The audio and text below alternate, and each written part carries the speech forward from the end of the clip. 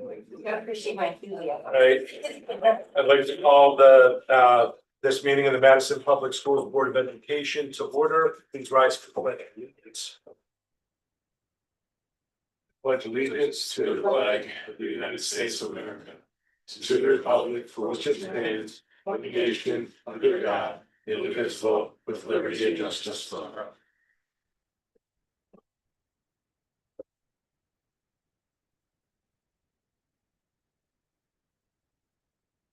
Okay, so this is a budget workshop.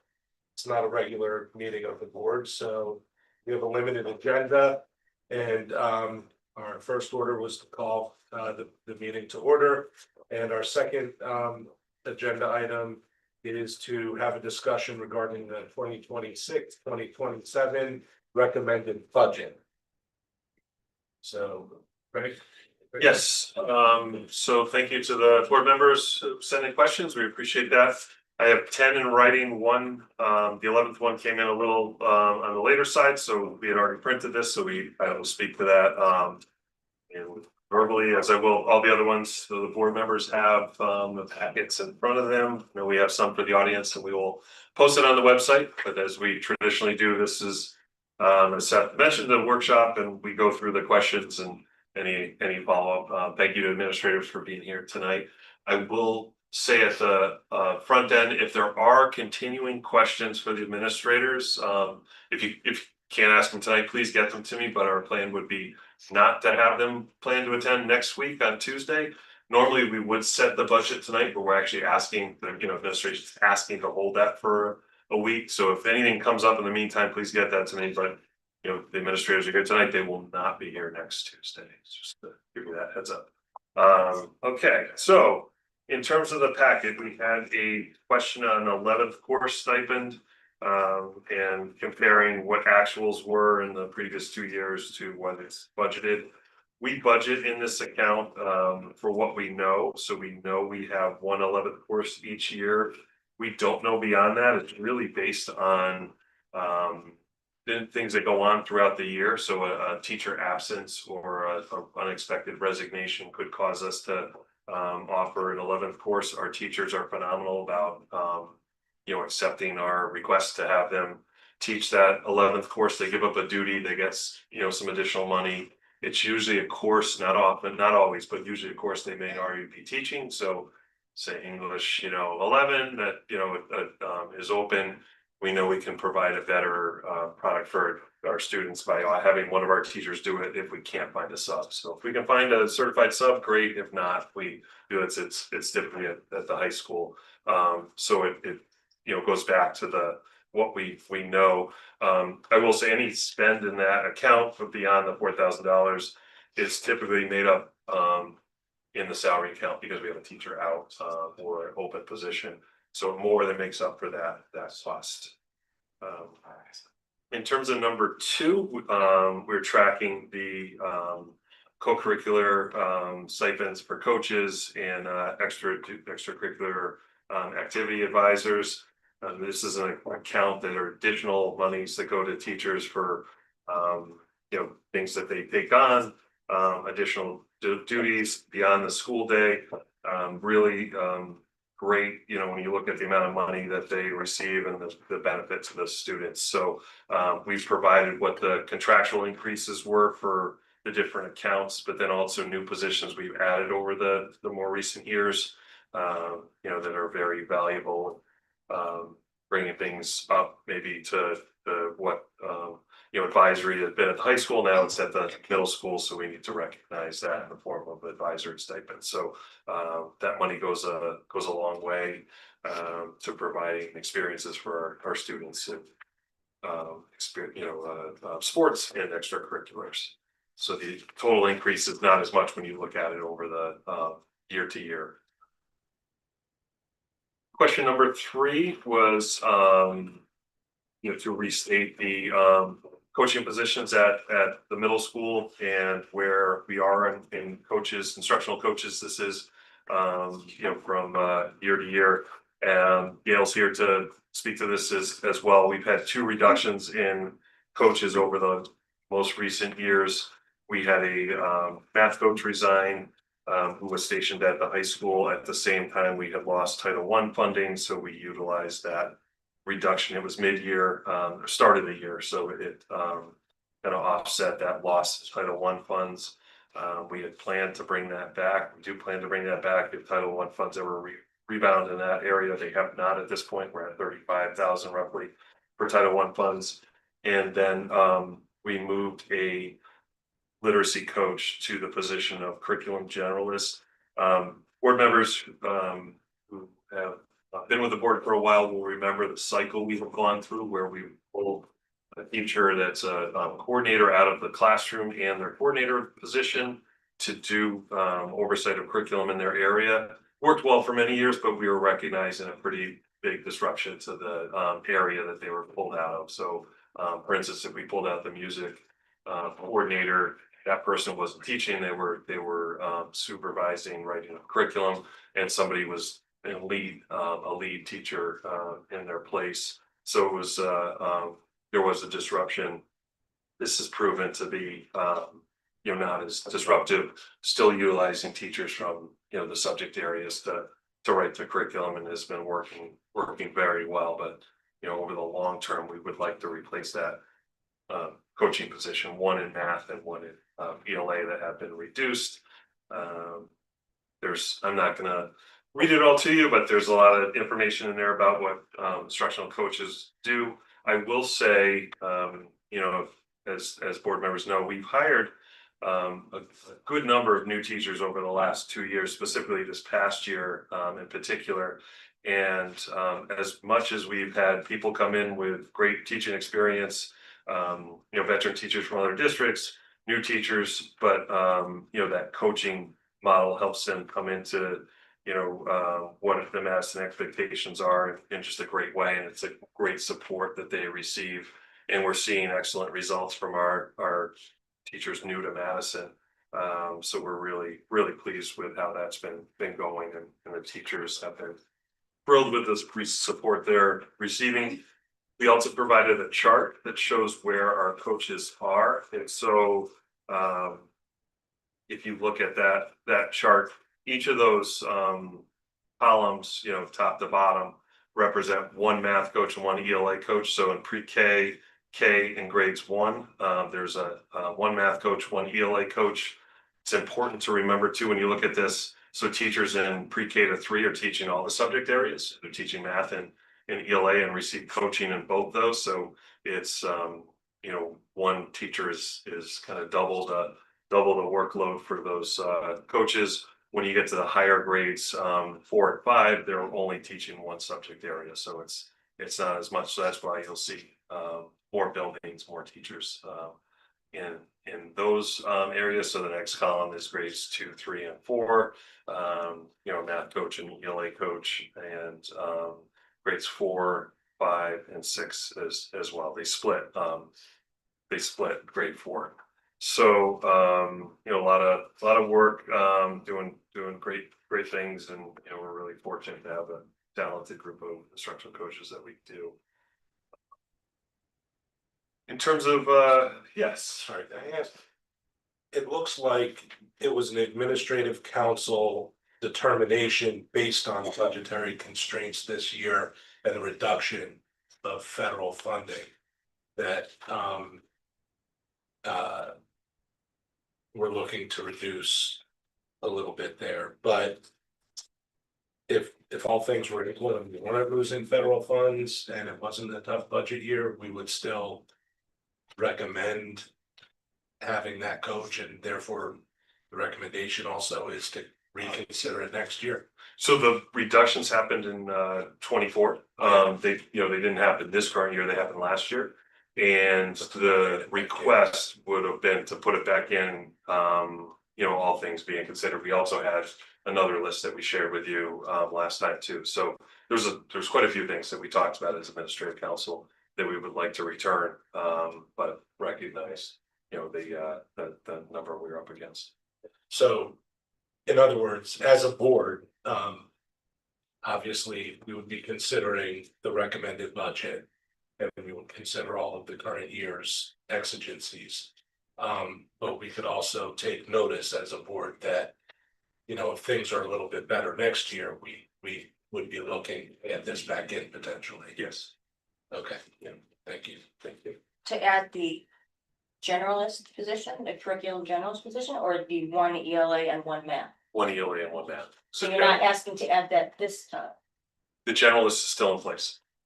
So we have not put forward the request, but that was a request that we discussed at the administrative council level and did not put it forward.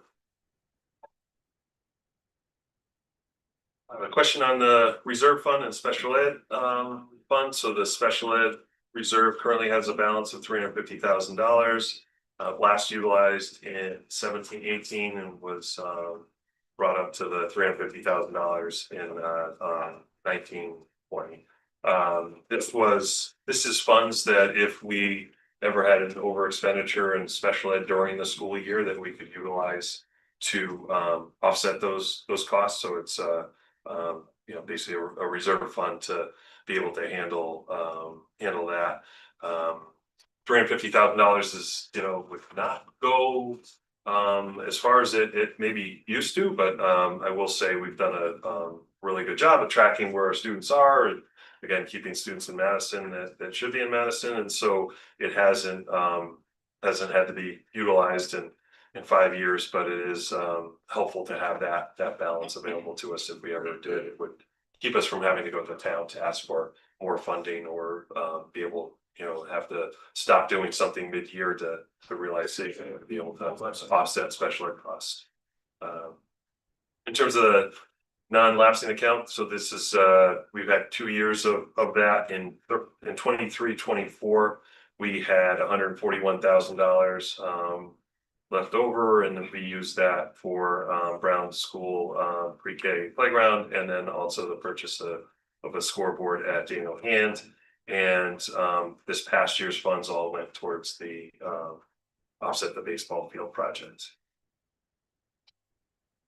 And there, question number 5 was the contractual percentage increase for all unions. So that will always, fluctuate. It's hard to look at the budget number and then say this is the amount, because there's 5 different bargaining units that make up that number, as well as step costs, and then there's turnover that may represent savings in there. So we provided some information in that account. I just wanted to point out, when you look at year to year, it's it's less than that. We the person who asked the question was looking at 2 years ago and not this past year, so the increase is not quite as much. Question number 6 was a question on the deferred request for 2 elementary teachers. As you know, we were adding elementary teachers to Neck River. We are watching enrollment very closely. At this point, we have deferred those requests.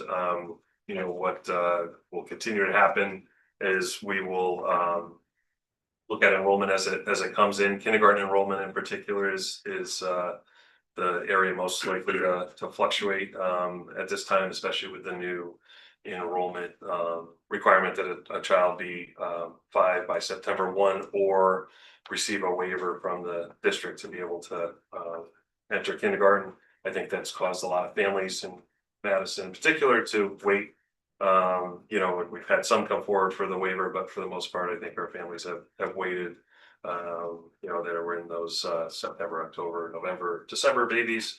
So, but I will say as well, there has been years we've had to go back to the board to ask for another kindergarten teacher, or let them know we're asking for, or we're going to have another kindergarten teacher based on enrollment. So, we always appreciate that support. We've been able to show savings typically at that point from some other line. It might be a teacher in another area we don't need, or a staff member in another area we're not going to fill, retirement savings, but we want to maintain the class sizes that we have in place.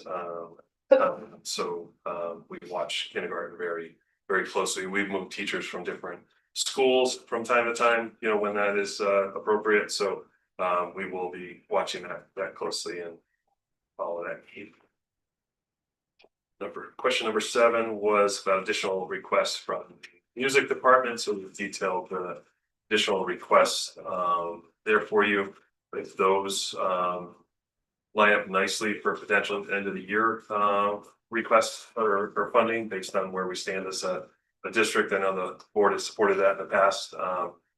You know, a good example of that would be music band uniforms that we purchased a few years ago based on the end of the year funding. And so since those are one-time costs, we felt if we can't do it out of the end of the year funds, we'll still be okay for next year, but we're hopeful that we'll be able to address many of those for next year. The furniture requests are definite needs, so we will make sure we find funding available to do that, because we have those new classrooms coming up on board and need places for students to sit in September. The Polson iMac Lab for Music course, is that because we're kind of moving into the realm of teaching music production? I know this is Polson, not the high school, but we're moving more towards teaching music production and not just playing instruments. Yeah, it's a a new course, be a new course for us, but it would move us into that production technology courses. There's one at the high school, it's extremely popular, and this would be a middle school version of that. Thank you. Request about AP prep and where that stands. The question is correct. We originally did ask for 30,000. It was approved for 15,000. And the board, the year 1 was a pilot, and it was continued at 15,000. After there's the information, verified by Stacy, in terms of the spend in that area. I will say it's a hard area for us to predict. So we never set out to overspend a line item. So at the high school, they look at that and they would never, have teachers sign up for more than what we're able to do. And then we get into reality of the spring and students' lives, teachers' lives, things like that. So it's voluntary on the part of the teacher. They would receive $44 for the time they do spend, working with the students and some preparation, based on our work with the teachers, for that. They offer the programs. We've worked on offering it earlier for students, but our students, when they get to this time of the year, some may find out that the AP course that they're in, the test will not be accepted at the college that they're in, so they're majoring in a certain area. They're majoring in chemistry, and they're going to have to take chemistry at the school, even if they get a 5 in AP, or certain areas that they run up against. And so the student doesn't take the test, or they take it and don't prep as much as they maybe had planned to. But I will say this is one of the best return on investments that I feel that we have done, because if you look at the scores, and that does not, this is the AP prep is only a small function of this, but we recreated a chart we gave to you in October about student success in AP and the high school success in AP. So as you look at that in 2018, we had 561 students who were eligible to take AP classes. In 2025, we had 375 students eligible to take AP classes. We, however, in 2025, we took more exams. We passed quite a few more exams for students. More students actually took, passed with a, 3 or higher, and more students, actually took it. So we hope that by offering some prep and putting some attention towards AP, just about every student at the high school will attempt one AP course or one AP exam during their time. It's a college level course. We want to do that. We want to provide them the opportunity and schedule being in trimester, which is extremely popular and has a lot of benefits. It does have one piece that we like to try and counteract with AP prep, and that students may finish their AP class in March and then not have access to the teacher or the curriculum materials until the test in May. So we try and counteract that with some AP sessions. Ultimately, we'd like to be spending the 15,000 and then some, but we recognize we haven't. So if there's, a need to look at that or reduce $5,000 into that account, we, certainly would be okay with that because, we haven't been able to offer as many offerings for that as we had hoped. But again, when I talk about return on investment, so a student bringing an AP class to college, roughly put a $3,000 price tag on that. So we don't have to have many of those happen before we pay back that funding for individual families when they have that benefit of going to college with 3 credits to, some students have 18 to 21 credits when they head off to college from AP classes. I think it's more important though than just what each student gets from it. I think there's bang for the buck in terms of not only is it encouraging, not only is it getting us better testing scores, but it's also increasing the number of students willing to take the chance on taking the test. And that's important in another way because not that we're driven by rating agencies or anything like that, but a lot of the like the US News and World Report and some of those rating companies look at the number of AP tests taken per students who take the course or the proportion of students who take the exam. So that may also be helping us there as well. Absolutely, yes. That is one measure that is the high school is looked upon, and AP is a part of that.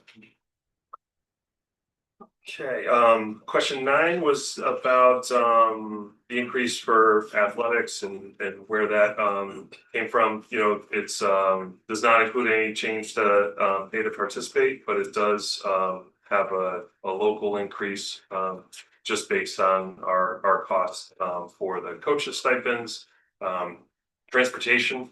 So at one point, pay to participate did cover transportation. It does not anymore. 1, transportation has gone up.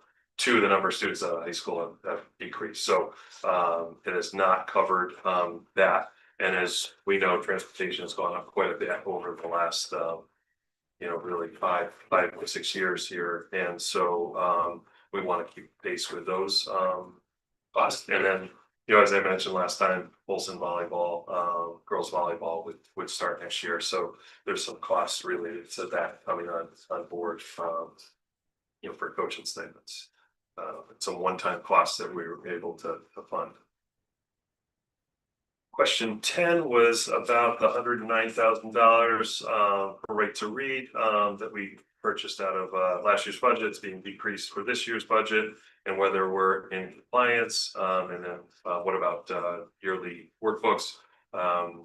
As far as we know, we are deemed in compliance by the state for the Right to Read state mandate.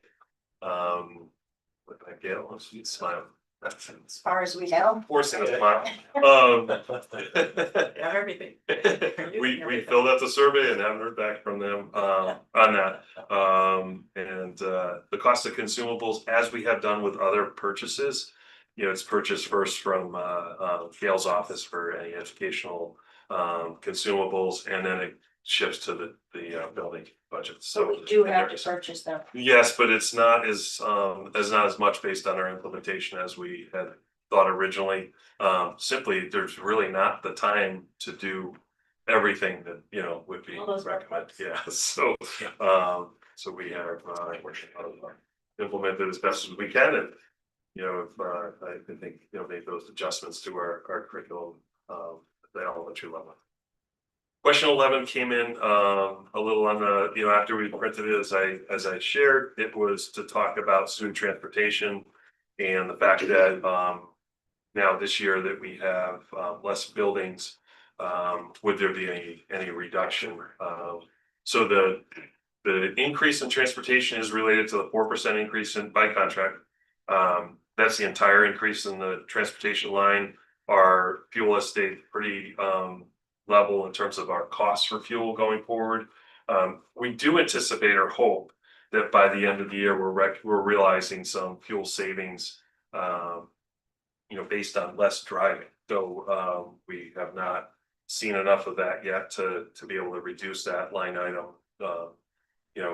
right now, but we do hope that we have some, less time of buses on. But we're still running the same number of, buses, same number of buses, same number of bus drivers, we're transporting the same number of students. We have a really tight, window to complete the Polson run, so we really concentrated on that, run, and then, getting the whole fleet out to the north and south to do the elementary. So, at this point, we weren't able to realize any reduction in runs that would save us money going forward.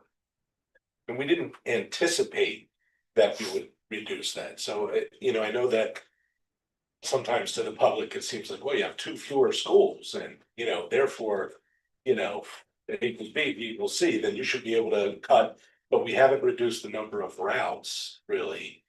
And there's the same number of students just going to different schools Yes. than they used to in the past. And in some cases, it's an even longer route to get kids to, one school when they used to go to a school that might have been closer. So, Right. there's a lot that goes into that where you can't, just like you can't say, well, we have 20 fewer kids, so now we should have, 1 less teacher. Well, it depends on the distribution. Sure.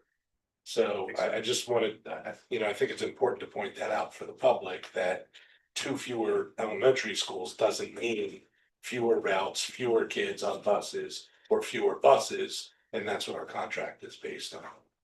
Correct. Yeah. Those were the questions we received. Thank you for submitting those. Any further follow-up on those ones we can provide? So, second question, we're, talking about coaches, the middle school and high school level. There are positions that have been added.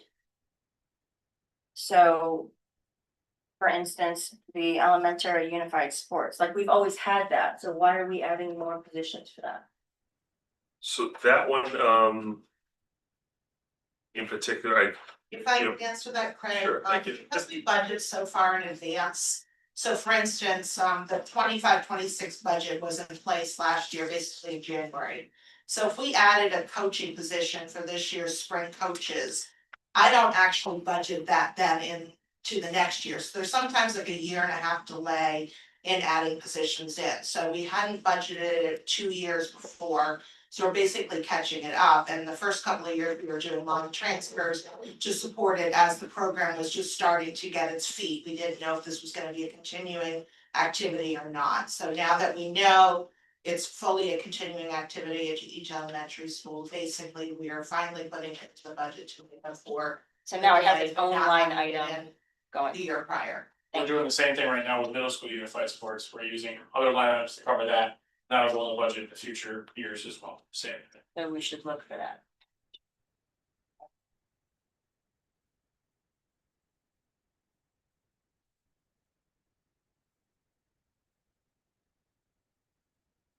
A question, for number 3, the instructional coaches, those are such important positions, we could see that eliminated, is there any way? That we can find other ways to support this, use external grants or something, I just think I hate to lose those feel important. So, we always are looking for ways. If there were, grants available, we certainly would be, looking at that, as well. It is, very important positions. We didn't have them last year. I just want to, or this year, but it is a need. I think it's, something we'll look to, return. Our hope, was because what we were told by the state was that, Title I would return to its higher amount. And so if that had, we would have looked to return one of the positions, probably the ELA coach. So we're hopeful that will happen maybe next year. We can come to the board and let you know that we're doing that. I thought we had fully funded the coaches though, because during the whole COVID thing, we got those grants, we're like, we're not gonna use grants for FTEs or whatever, because then, you're gonna end up with a budget problem. So I remember we funded coaches for like every level. There was at least, I forget how many in Yeah, each we school. even added 2 more a couple Right. of years ago. So I'm not understanding then what happened after that. How are we now down to? So these two things happened that I spoke to. So you're absolutely right. The board supported the additional coaches. We lost the Title I funding. So we came to you 2 years ago and let you know that we were going from $105,000 with no notice to $0 in Title I. So that was a coaching position. And at that point, school had already started, so it was September, and we had a resignation from a math coach that was handling grades 7, 8, 9. Am I correct on that? All right, so he was handling 7, 8, 9, and so we felt like we could go the year without that. The ELA coach turned into the curriculum position, so that also supported. I think, I believe I speak for the administrative team and Gail.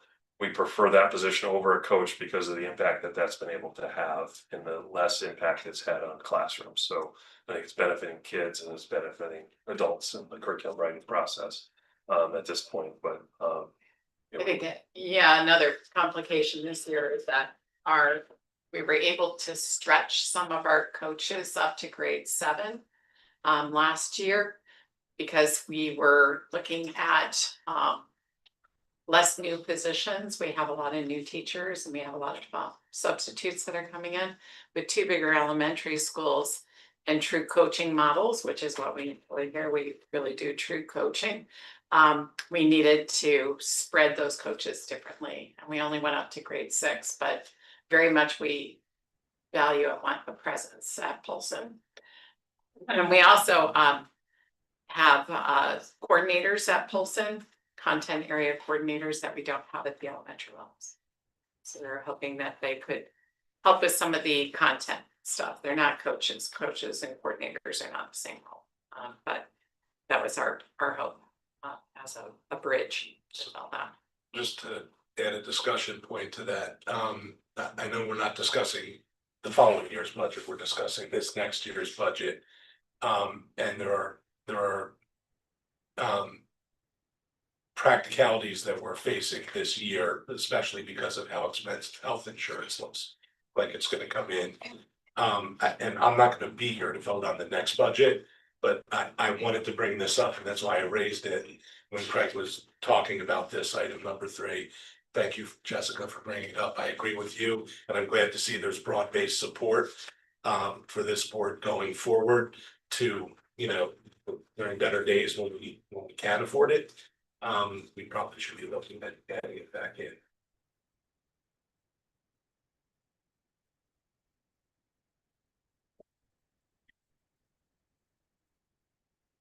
Any other additional questions?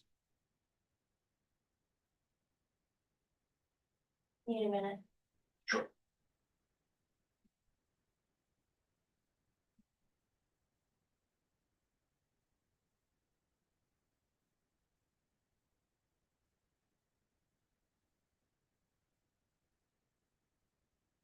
So I know for the current, the board members who have been on with me before, we know that the AP funding is always the hill I die on.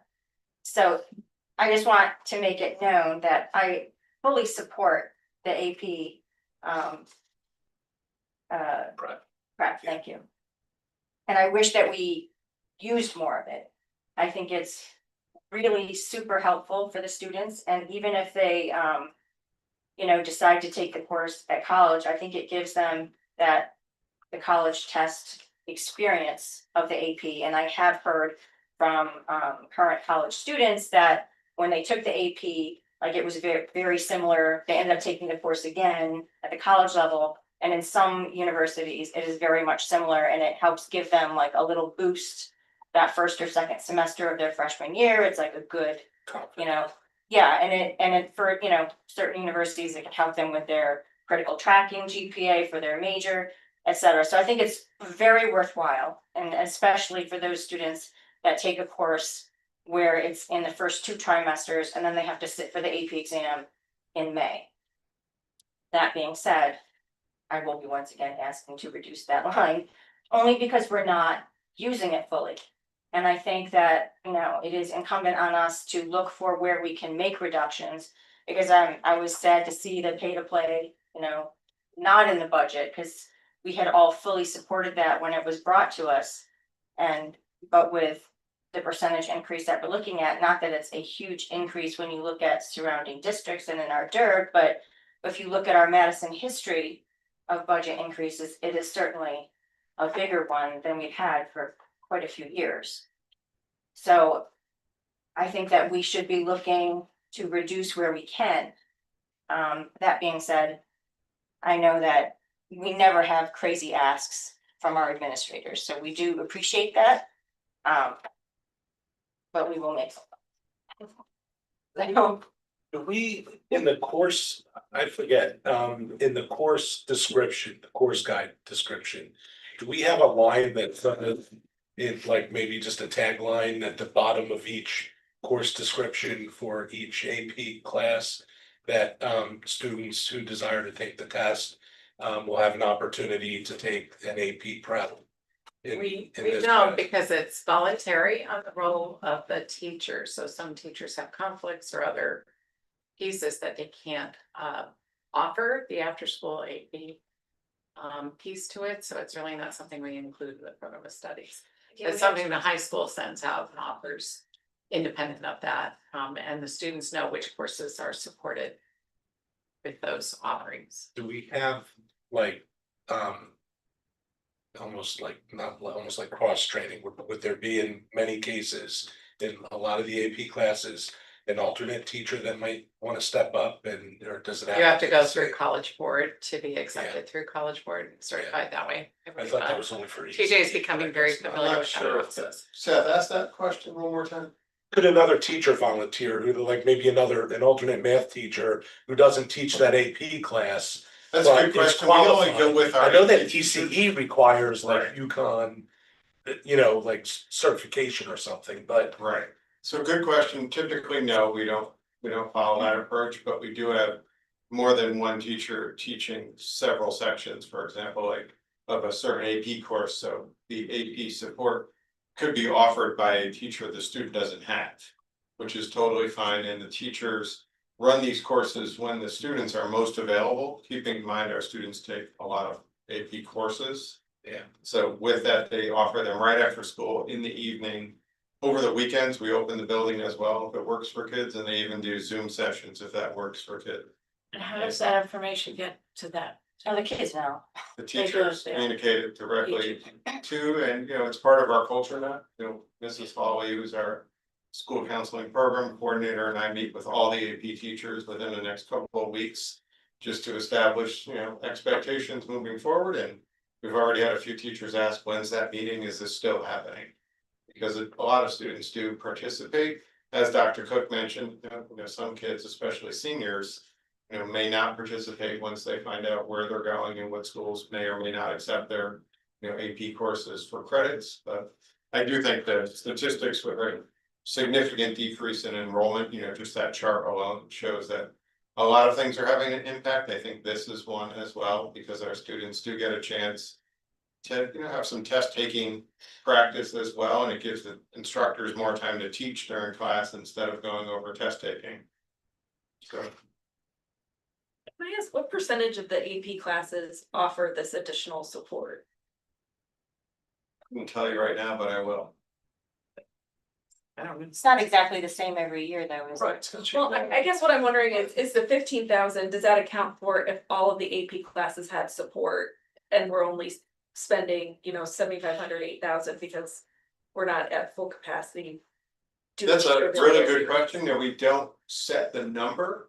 You know, like AP chemistry, almost every single kid goes. And they have multiple sessions. You know, some of the other courses where a much smaller number of, or fewer number of students actually take the AP test. They may not have as many sessions. You know, we have some courses where the percentage of kids who take the AP course is very, very high, and others where it's almost zero. So that is one of the drivers as well. So teachers, we give them as much flexibility as possible because we want them to do this. And we have a pretty good number now. I'll try and get you some numbers from last year, it's not a hard number, just because the differences in not only the enrollment, but teacher availability, but it is pretty popular. And also, I mean, especially juniors, there are many juniors that are taking 4, even 5 AP classes. So even if they're offered an AP review course for all of them, they can't attend them all because they have other after-school commitments. And then they're already going to one of the AP reviews for one course and it conflicts with another one.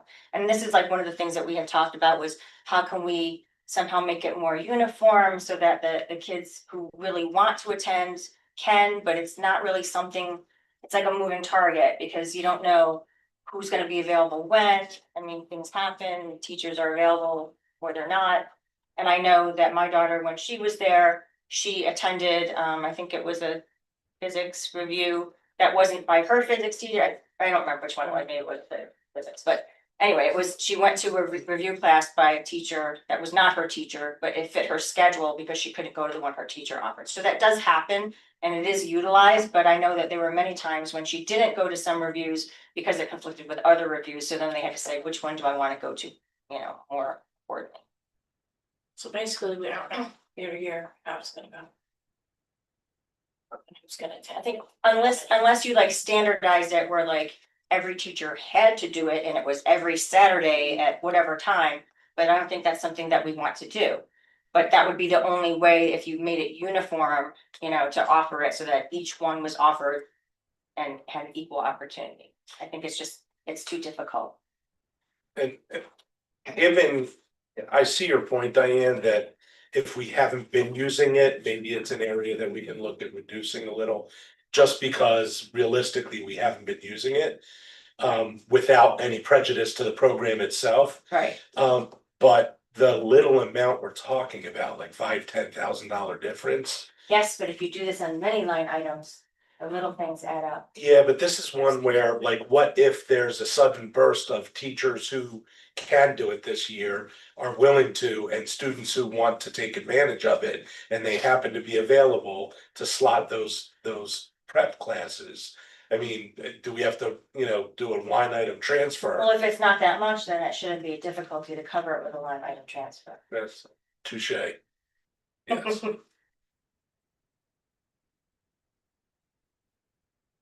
So, question then, so like if I, like, for instance, let's look at line item 53101, labor and legal services, right? If you look at the 2025 actual, you're looking at 62,600. And then if you look at 2026 original budgeted, it's 120. And then the revised budget is 115, and so the asking for this year is the same at 120. So now my question is, when we look at these line items, like this is not a huge difference, right? 115 to 120, you're talking about 5,000. You give me that number again. Yeah. Sure, it's 53101 at page 20 in your budget book.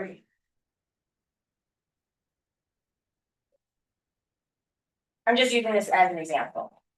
So like if we're looking at this line item and we say, okay, you're asking for 120,000, which is the same ask as last year, correct?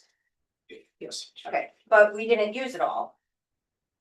But when you look at it as a budget line item, you're like, well, is this an area that we could reduce it by a couple of thousand? Or is this something that like you have that one-off, you know, problem legally and then you wish you had that amount? And then if that is the case in this particular line item, is that also the case, you know, if you look at, let's say,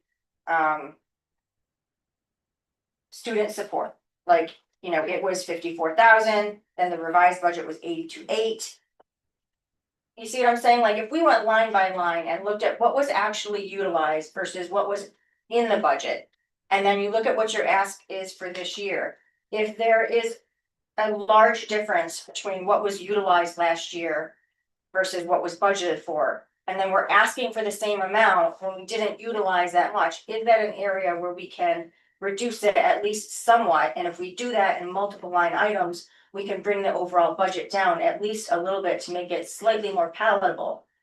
If we There's were an to equal do that, number of accounts that go the other way. So great example is the snow account. So a year ago, didn't snow much. This year snows every Sunday. So we're on double time removing snow. We're already expended the entire snow budget for this year. We have a snow coming up. So do I cancel school next week because we gotta wait for the snow to melt on its own?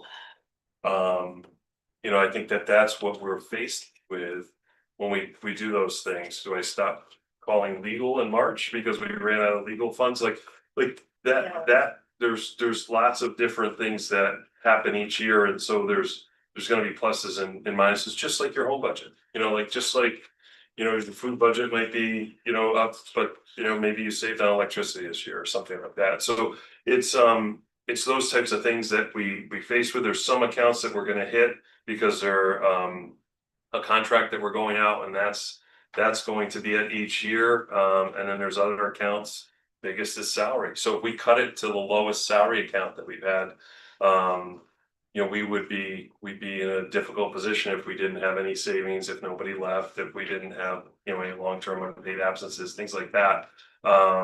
So we look at 5-year trend when we work with Stacy on that, and Heather, those big accounts, and when individual departments look at those, they look at a 5-year trend of what's happening. And so many times there's all these different parameters. So the legal account might go up because it's utilized more. We've had, you know, a difficult year in certain areas, but then also the cost went up too. You know, the attorneys fees went up or something like that. So it's really hard to you know, kind of anticipate these, but we do look at them over the course of you know, a 5-year trend. You know, if we were building a budget today, the snow account, we'd be putting more money in there. We didn't put money into that because we started this in October. The Pete's budget was due, you know, before it started snowing.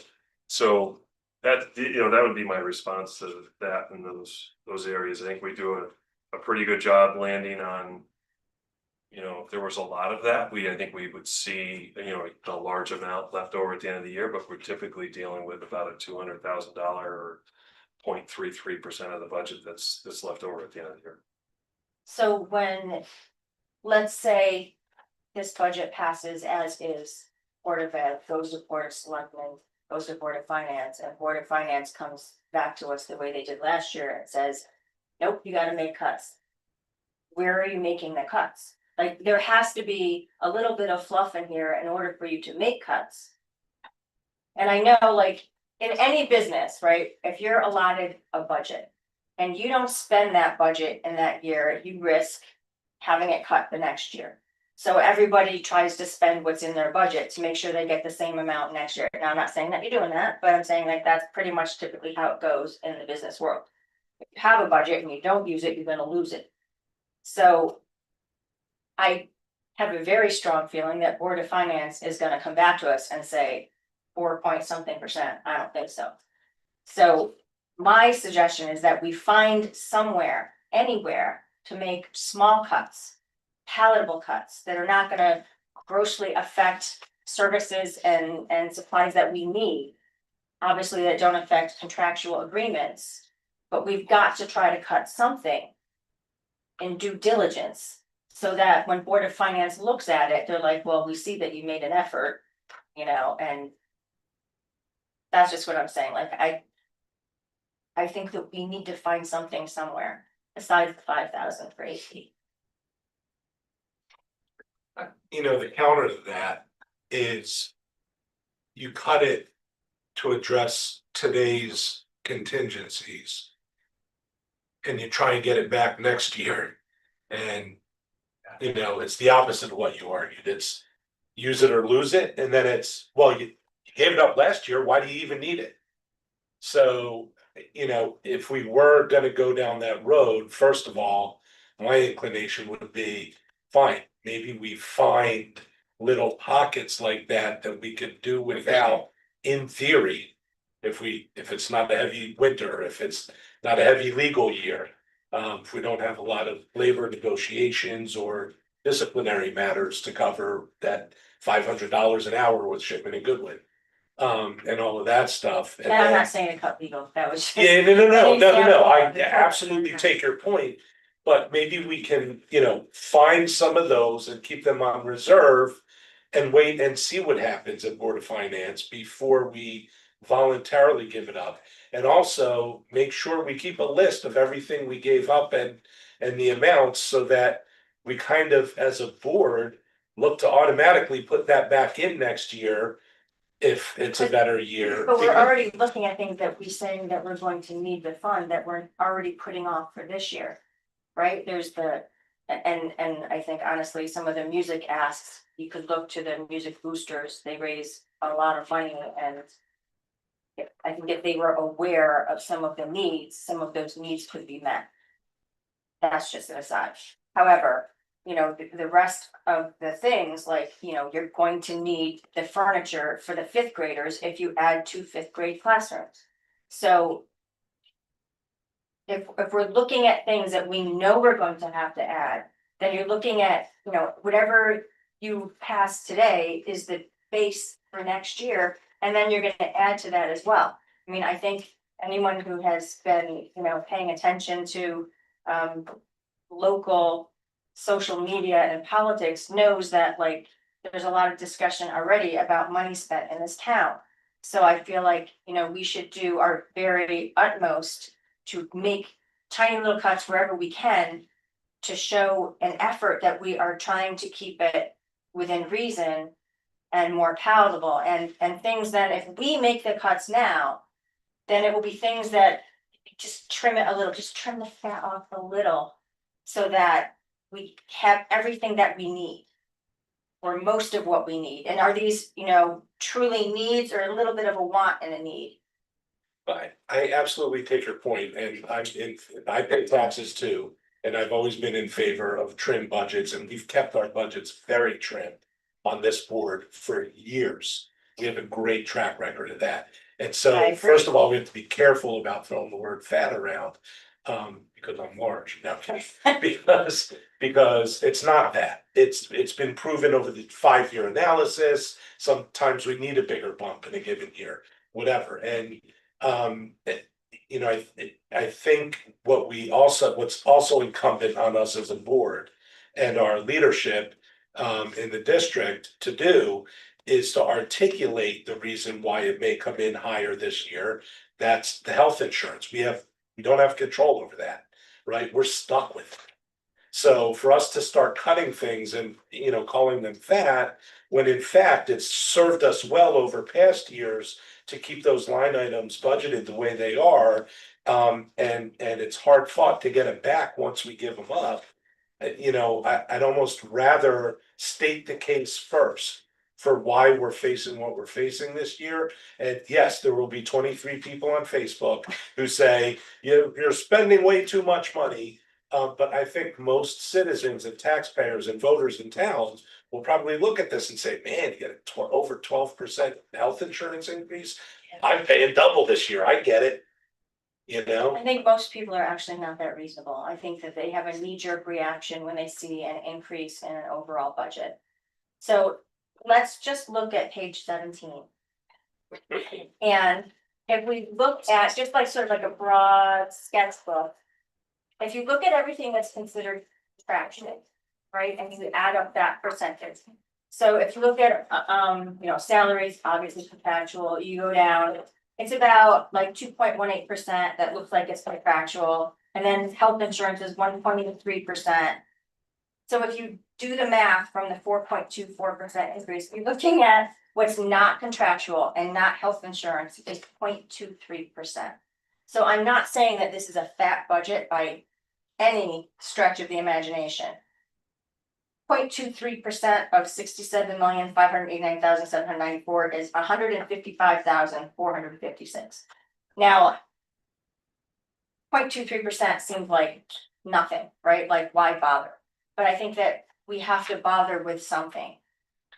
But I think we already have, right? I mean, we're talking about the instructional coaches we don't have, we're talking about the pay to play that we can't implement. I mean, I think we've already. Those weren't cuts. I understand, but there are sacrifices that we've made, right? And I worry that if we sacrifice additional things, then we're really sacrificing our students, right? I mean, and in some ways, I think there are things that we all agree would be ideal to have, we can't have them, and so we're living with the budgetary ramifications of that, right? So I would counter that with saying that we've lived without those coaches for 2 years now. And all of our schools have done fabulous. Look at all of our scores. look at, I mean, Hand is fabulous. You know, Blue Ribbon School, I mean, we are doing exceptional, our students are doing We exceptionally don't well. wanna take things away from the kids. We don't wanna take things out of the budget that directly affect the kids. If we're gonna find cuts, we need to find cuts that are separate from our children, because that's why we're here to make it better. And even though we're doing well, we can always do better. I get the point to protect core interests, but I think we have a good track record of only asking for what we need. So I think we have good. I control agree. with The Board of Finance and the public, well, it's a matter of persuasion. Right?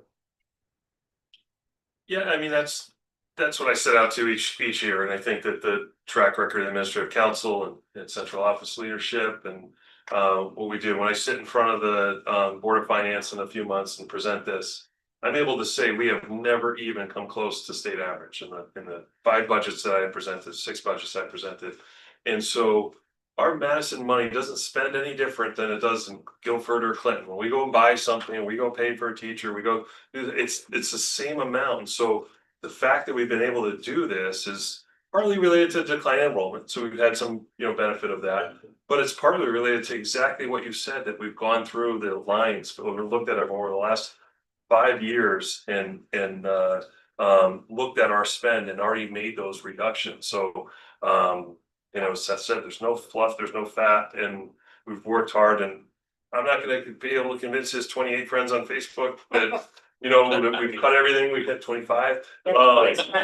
Sorry, losing friends. I'm sorry, but that I can sit there with full confidence that we've done the work that we need to do to be able to present a budget.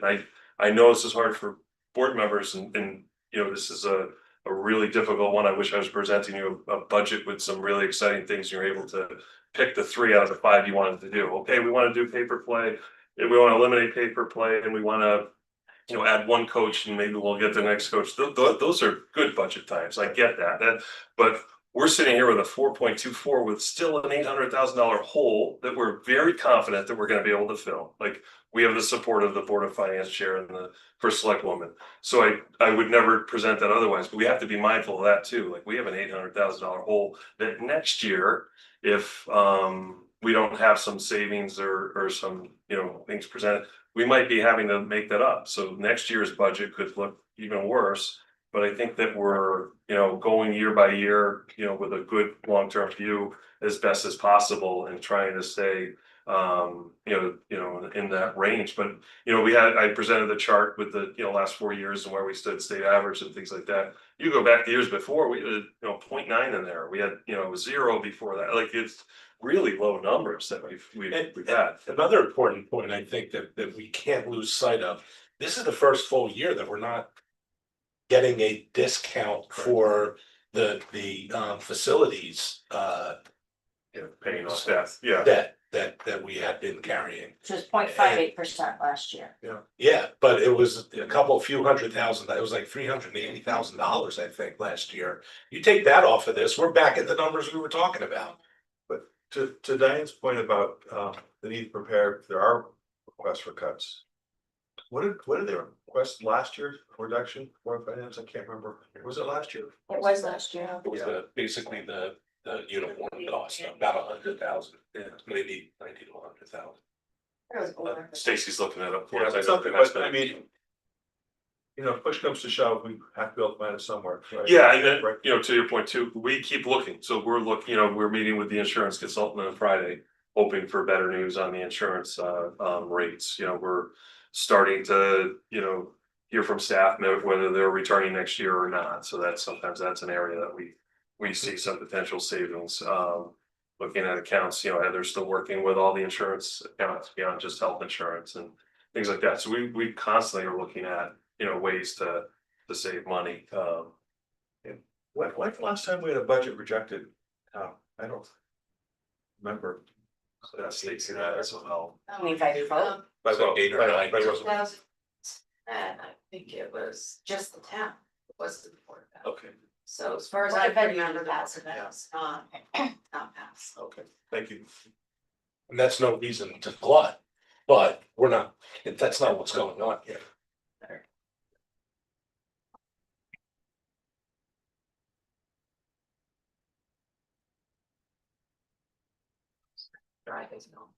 Okay. All right, so I think unless there are any other questions, we take all that under advisement and we will vote on the 27th, right? And I will provide you from Stacy, I'll go back a few years, we have had reductions at different levels. Sometimes we presented it, and other times we've been reduced, so I can share that with you. Yeah, thank you. And excellent discussion all around, and this is all important stuff, and thank you. I learned this out, go with it, but. Any other final questions? If not, Thank you to the administration. yes, thank you all very much. We know you work very hard. And it's a lot of your hard work and careful planning that us a bit most of the time. Thank So you. thank you very much. Hope we get a good budget passed for you regardless. So I will entertain a motion. Thank you so much. Yeah, I'll entertain a motion to adjourn. So moved. Thank you for letting me use my phone. I really appreciate it.